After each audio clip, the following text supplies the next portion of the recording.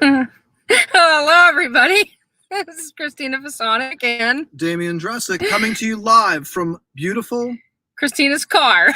in Erie, Pennsylvania.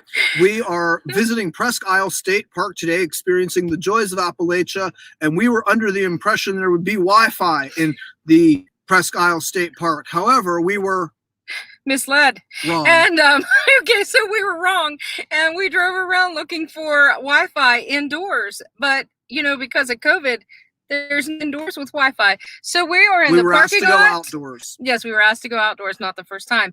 And we are out at the Starbucks in the parking lot doing our WCONA Live tonight.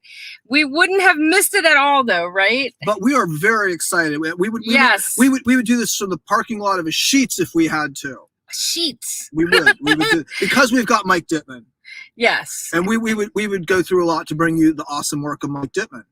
Right, so tell us about him, okay? I would love to tell the audience about Mike Dittman. He lives and writes near Pittsburgh, Pennsylvania, surrounded by the palimpsest of the Appalachian Rust Belt and its ghosts. He's worked at bike shops, newsrooms, and on top of roofs, but today he can be found more often at the front of a classroom. He's the author of Jack Kerouac, a biography, Masterpieces of the Beat Generation, and Small Brutal Incidents. His short stories and poetry, as well as his journalism and nonfiction, are widely published, and he can be found online at www.michaeldittman.com. All right, let's bring him on. Thank you so much. Thank you, Christina and Damon. And for understanding our situation here in this very unusual WCONA Live. Absolutely. Made even more special, though, by your reading tonight. We are very much looking forward to it. Oh, thanks so much for inviting me. Absolutely. So we're going to disappear and then let you do your thing, and we can't wait to hear what you have for us tonight. All right. Thanks so much. I appreciate it. Sure thing. We'll be right back whenever you're finished. Okay. Hey, good evening, everybody. Thank you so much for joining me tonight. I'm reaching you from Butler, Pennsylvania, which is just about 25 miles from downtown Pittsburgh. Tonight, I'm going to be reading 5 different pieces and then hopefully talking about it a little bit more with Christina and Damian. I think just as a quick preface, I think you'll find that my work draws upon a lot of natural issues from being born and raised here in Northern Appalachia. So the first piece I have tonight is called Sunburns, and it's set in the spring, and it's about, among other things, planting. All day long, I shuddered back and forth between the rose bushes and the bonfire, clearing the trellises for spring. Those thorns stigmatted my hands, green shoots sizzling on the coals like fat. Still, it's warm enough to sit in shirt sleeves on the back porch, drinking strohs, rereading Buck Dancer's Choice. What more can be said? This kiss-proof land gives so much, and I ask so little. In return, we should scribble down important, oppressive things, all carefully recorded with a poet's steadily obscene hand, the sonnet of the disenchanted, the rondel of the addict. 50 years ago, Americans and Brits destroyed the Florence of the Elbe. The inferno opened the Dresden Zoo, and apes perched on corpses, searching pockets, grooming the dead, trying on hats and shoes, and watching cathedrals burn in the pale blue vacuum fire, then fiercely wandering away looking for clean water. My beer is warm now, and the moon heavy and orange. I stand up, staggering a 2-step, while the fog and I prepare to go inside. Shrugging my shoulders, the thin white cotton chafes. I'm sunburnt in March, and this doesn't bode well. It's been a spring of hot days and freezing nights, and I haven't planted the things I should have. I'm giving up on cultivation. Today was the last gardening I'll do. Let the walls grow thick with poison ivy and ground pine. Long live weeds and wilderness too.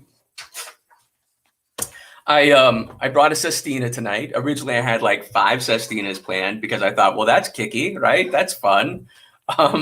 It's not. But I did keep one because I like it quite a bit. This deals with one of the other themes that I deal with quite a bit, and that is sort of family, both in an extended sense and in an immediate sense as well. So this poem is called Swimming Lessons. I cannot always connect your dots, turn blank pages into solid, perfect blocks of color, or make your stories end with a breathily, happily ever after. Instead, I would ask you to understand that I am still young enough to feel fear as a shimmer. When I forget a goodnight kiss or story, I feel your distance as well as your closeness. Worry that you, like the cathedral gargoyles in the distance, will perch on my chest, drawing poems made solid from my mouth, like a cat sucking shimmering breath from a baby at the end of a dream. Silliness. A child cannot understand that to her father she is a book to be deciphered after dinner, cannot know that after she goes to bed I ponder her new distance as diligently as ancient seers attempted to understand the future found in the guts of lambs, sorting the solid stones from the liquid bile, as bitter as the end of conversation and as bright as my child's shimmering glitter makeup. These seers spoke of a heaven that shimmers with silence, devoid of personal pandemonium. After we are there, though, we understand that hell is ourselves without end and that hell is wet. Why else did we crawl from the mud to land, the distance to a new sort of world? Because this new heaven was solid, and now that wet hell I've begun to understand.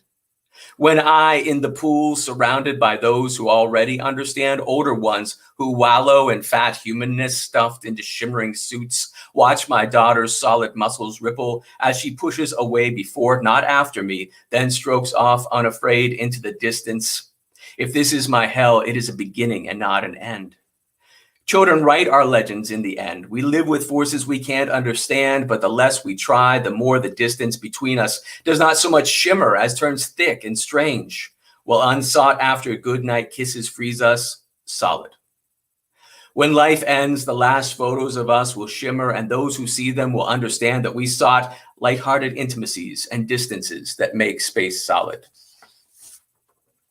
Thought I'd do a twofer with family poems tonight, both dealing sort of obliquely with daughters, let's say. The last one had to do with a human daughter, and this, of course, has to do with a squirrel daughter. I lived for a time in Ithaca, New York, on a beautiful piece of land. Ithaca, of course, also in northern Appalachia, but neither here nor there. On a beautiful piece of land, and the garage was full of squirrels, as is their wont. And one day when I was headed out, I found a baby squirrel, a little tiny, not even furry yet squirrel. And I tried to take care of it. And, long story short, it died. And it was kind of sad. I'm a big animal person, so it was a little tragic. But out of it came something good, this poem called The Changeling.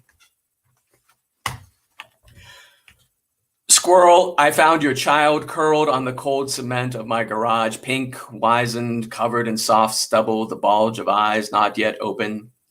Did you drop her as you bounded from rafter to rafter? Did a stray leg kick her out during a dream? Did murderous, unbearable urges force you to leave her there in hopes of alleviation? I warmed towels in the dryer. I dropped water into her mouth. I swallowed her and put her on the stand beside my bed, and I slept, and I dreamt. She became a girl, happy. We walked on beaches, planted flowers, and watched them grow. I cooked pancakes and brushed her hair, but always she kept me at an arm's length, a reminder that she was yours and not mine. In the morning, she was dead. You cannot sow ashes and reap wheat. I have two more pieces that I'm going to read tonight. This one is from a longer series that I did of saint poems. And these are...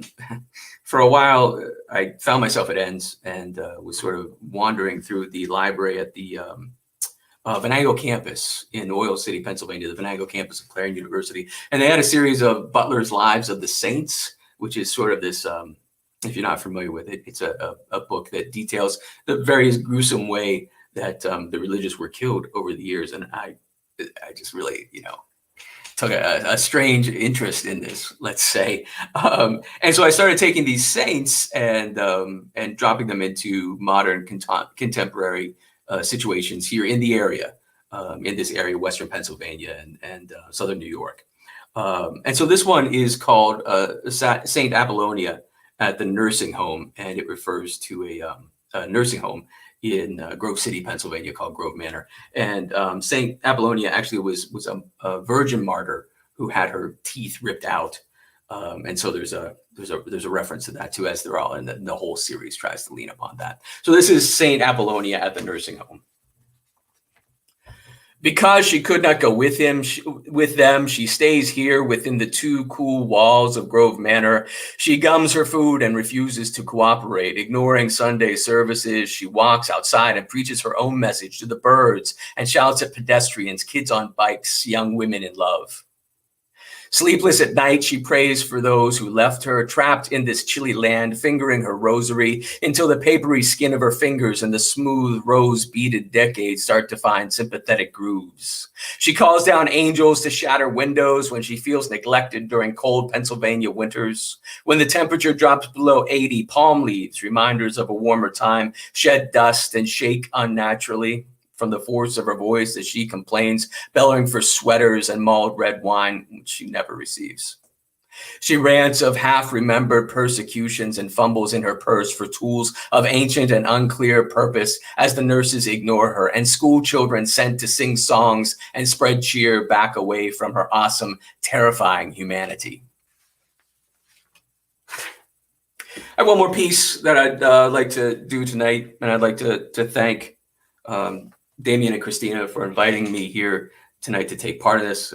Really have had a blast watching all of these throughout the weeks, and it's really a pleasure to be part of it. So one thing that I teach writing as well, and one of the most difficult things is not necessarily getting my students to write, but getting my students to read, and just even keeping an everyday book is very difficult. But I have for a very long time, and I, diligently copy down lines that catch my ear and try to think about how I can steal them. My wife is a huge Emily Dickinson fan, and so I end up reading a lot of Dickinson, which I hadn't before really meeting her. And the line from "After a great pain, a formal feeling comes" really sort of stuck with me, and so I played around with it and eventually worked backwards from it. Took this line from it and worked backwards and created this poem around it. And it's called Corduroy. "Do you want to touch them?" she asked. Her thighs a scarred road lined with perpendicular hazardous furrows like the cord of the king, the clothes of royalty, raised, ridged, pinwheel velvet. I looked towards her, but not at her, and felt her flesh ripple like a cat's. And then surely I looked away like an infant tugging on a breast, involved in a world but straining to make it something else, being nourished but feeding upon something else, a contentment as drowning man remembers the river, first a chill, then a stupor, then letting go. Thank you so much.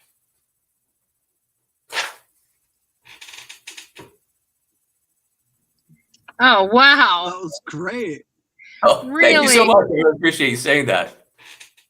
Really, I love the squirrel poem quite a bit. Thank you. That That poem, that whole incident, and I know it's ridiculous, I'm a middle-aged man, but that whole experience of trying to so hard to make this stupid squirrel baby live, and then, sort of waking up and finding it dead was really just crushing in a way that a lot of other experiences haven't been. I love the line about sowing ashes and reaping wheat.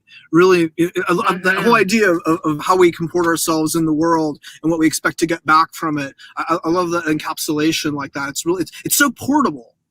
Yeah, right. You can apply it to so much. It's funny because I grew up in a very sort of evangelical church, and a lot of times a line will come to my head, and I think, oh, wait a minute, is that me or is that the Bible? And so like, that really sounds like a parable. Wait a minute, I got to check that out. Like, I did notice like some of the students refer to you as King Mike, and I couldn't figure it out. Yeah. You can be a leader or a follower. You have more fun as a follower, but you make more money as a leader, I think is what it comes down to. Well, you were absolutely wonderful tonight. Thank you. And I got to say, best poetry I've ever heard in a car, ever. But seriously, thank you very, thanks very a lot much. For reading. Really love the work. Thanks. Thank you. Now, I do have a question for you. Do you have work coming out that are in the near-term future that people can go check out in magazines, journals, things like that? Yeah, I actually have, even though I'm reading poetry tonight, a lot of my work actually is fiction. And I have a short story coming out in Hypnos magazine in September called The Special Collection. It's a long, short story, and it's based in Pittsburgh, actually at the Carnegie Library. And so that's coming out. That would be the most recent piece I have coming out. Cool. And is Hypnos, is that an online or a print? That's print. Okay, cool. We'd be able to subscribe to this? Yeah, and I think they put some pieces online, as like a teaser, and I'm hoping this will be one. Certainly, if people go to my website, michaeldittman.com, there'll be an alert there that people can check it out. Also, if people follow me on social media, I'm at Dittman for everything, and I'll be promoting it there as well. Perfect. Very That's cool. Awesome. Thank you. Really, really wonderful work. Love the work. Yeah. Thanks so much, guys. I hope that we can work again together soon. Oh, absolutely. Have a healthy fall. Oh, hey, you too. Stay safe and healthy, and wear your mask. Absolutely. Thank you, and thanks everybody. So thanks. We've got next Thursday. We do not have a Monday reading because it's August, but next Thursday we've got, I want to say, Sue Powers, the Appalachian music of Sue Powers. So if you're thinking about checking her out at the WCONA conference on September 12th, you can get a taste of Sue Powers' outstanding Appalachian music next Thursday at 8 p.m. here at WCONA Live. Yes, and hopefully we won't be in my car next week. So, see you later, everybody. All right, Thank take care. you.